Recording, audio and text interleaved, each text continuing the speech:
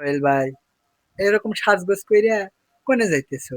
আরে ভাই, ওই হইসুর বাড়ি যাবো। বাড়ি যাওয়া যাও, তুই এরকম অবস্থা কে?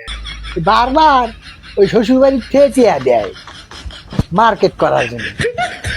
মার্কেট করে যাই, শ্বশুরের বাড়ি গেলে কয় যে জামাই মার্কেট করে না, টাকা খরচ করে খায় আলাই দেয়।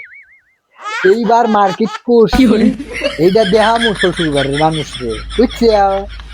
বোঝো নাই? এই জন্যে এই যে এইটা পরছি প্যান্ট, এইটা পরছি হাফ প্যান্ট, এইটা পরছি আন্ডার প্যান্ট, শার্ট গায়ে দিছি, গেঞ্জি গায়ে দিছি, স্যান্ডো গেঞ্জি গায়ে দিছি। বোঝো না এবার? এইটা না হয় বুঝলাম, কিন্তু আসল ঘটনা তো বুঝলাম না। আসল ঘটনা বুঝলি না? এটা বুঝাই।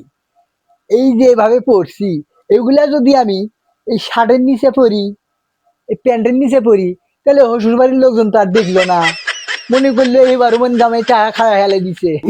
এই কারণে এগুলো উপরে পড়ছি। এখন সবাই দেখবো যে না জামাই এবার মার্কেট কইরা কইরা ওর বাড়ি চলে আইছে, বুঝিস?